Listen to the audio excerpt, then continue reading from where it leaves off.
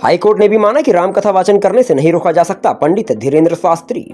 बालाघाट जिले की परसवाड़ा विधानसभा के भादुकोटा में मंगलवार को 2 दिवसीय वनवासी रामकथा का वाचन करने पहुंचे बागेश्वर धाम के कथावाचक पंडित धीरेन्द्र शास्त्री ने कहा कि कुछ लोगों ने यह कहकर हाईकोर्ट में याचिका दायर कर रोक लगाने की मांग की थी कि जंगल में रामकथा का वाचन करने से वनवासियों के संस्कार खराब हो जाएंगे, लेकिन हाईकोर्ट ने भी इस याचिका को रद्द कर यह साबित कर दिया है कि रामकथा से संस्कार खराब नहीं होते बल्कि संस्कार निर्मित होते हैं। ऐसे कहने वालों की ढड्डी बंध जाएंगी।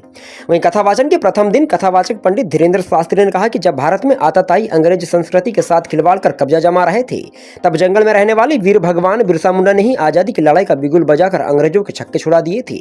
इतना ही नहीं, बागेश्वर धाम सरकार ने कहा कि वनवासियों के पूर्वजों ने जिस तरह से भगवान राम का साथ दिया था, उसी प्रकार अब समय आ गया है कि वनवासी भारत को हिंदू राष्ट्र बनाने के लिए अपना साथ देंगे। पहला शब्द के लिए परसवाड़ा से नरेंद्र शरणागत की रिपोर्ट।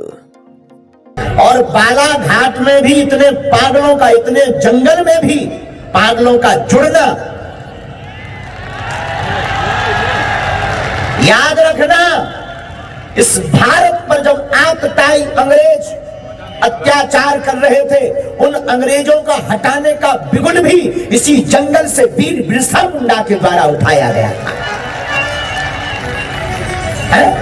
भगवान बिरसा मुंडा के द्वारा ऐसा बिगुल बजाया कि अंग्रेजों को अपनी नानी याद आ गई। अब हमें एक बात और याद आ रही है। इस कथा के पहले हाई कोर्ट में पिटीशन लगाई कि धीरेन्द्र कृष्ण शास्त्री बागेश्वर सरकार को यहां मत भेजो जंगल में, वरना वनवासी आदिवासी लोग विचलित हो जाएंगे। हमें उल्टा लग रहा कि उनकी अब ठटली बढ़ गई। क्या उन्हें लग रहा था कि रुक जाएगी, पर सच ये है विरोध करने वाले भी कुछ अंग्रेज ही हैं।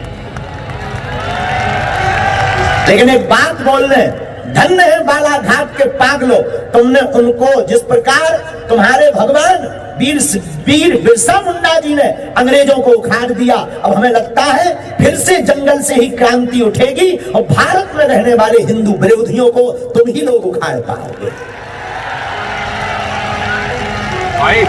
क्यों? जो भोले भाले लोग हैं, उनको तरह तरह का हरि उल्लाह दिखाकर, उनको तरह तरह का प्रलोभन देकर सनातन धर्म से दूसरे पंथ की ओर ले जाते हैं। हमसे लोगों ने पूछा कि आप इतना रिस्क क्यों लेते हो?